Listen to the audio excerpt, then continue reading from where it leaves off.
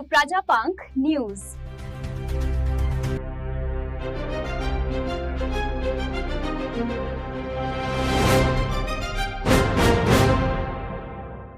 નમસ્કાર દર્શક મિત્રો, તમે જોઈ રહ્યા છો પ્રજાપંખ ન્યૂઝ.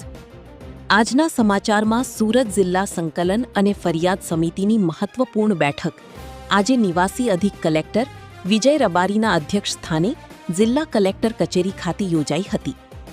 બેઠક દરમિયાન વિવિધ ધારાસભ્યો દ્વારા જનહિતના મુદ્દાઓ ઉઠાવવામાં આવ્યા હતા અને તાત્કાલિક કાર્યવાહી માટે અધિકારીઓને સૂચનાઓ આપવામાં આવી હતી.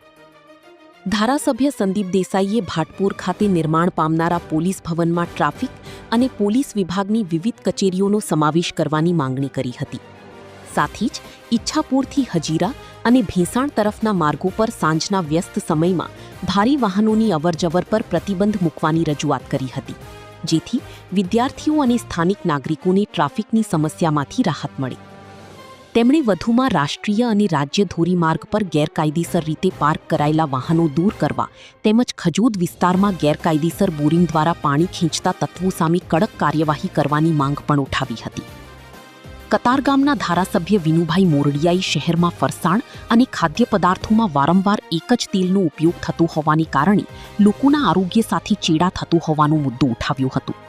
જેના જવાબમાં ફૂડ અને ડ્રગ્સ વિભાગે છેલ્લા 1.5 મહિનામાં 1100થી વધુ સેમ્પલ લેવામાં આવ્યા હોવાનું જણાવ્યું હતું. ધારાસભ્ય મનુભાઈ પટેલે ઉધના વિસ્તારમાં કેટલીક વ્યાજબી ભાવની દુકાનોમાં ગરીબ પરિવારોને ઓછું અનાજ આપવામાં આવતું હોવાની ગંભીર રજૂઆત કરી હતી. આ મામલે નિવાસી અધિક કલેક્ટરે પુરવઠા વિભાગની તાત્કાલિક તપાસ કરીને દોષિત દુકાનદારોના લાયસન્સ રદ કરવા સુધીની કડક કાર્યવાહી કરવા આદેશ આપ્યા હતા.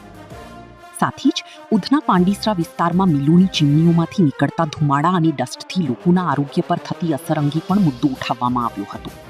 જીપીસીબીના અધિકારીઓને જરૂરી પગલાં લેવા સૂચના આપવામાં આવી છે.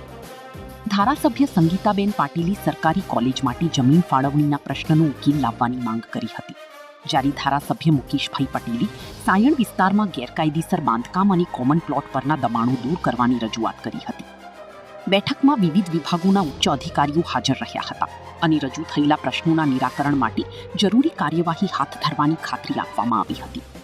કેમેરામેન સાથે હું પ્રજાપંખ, સુરત. ફરી મળીશું નવા સમાચાર સાથે. લાઇક, શેર, સબસ્ક્રાઇબ જરૂર કરશો. આભાર.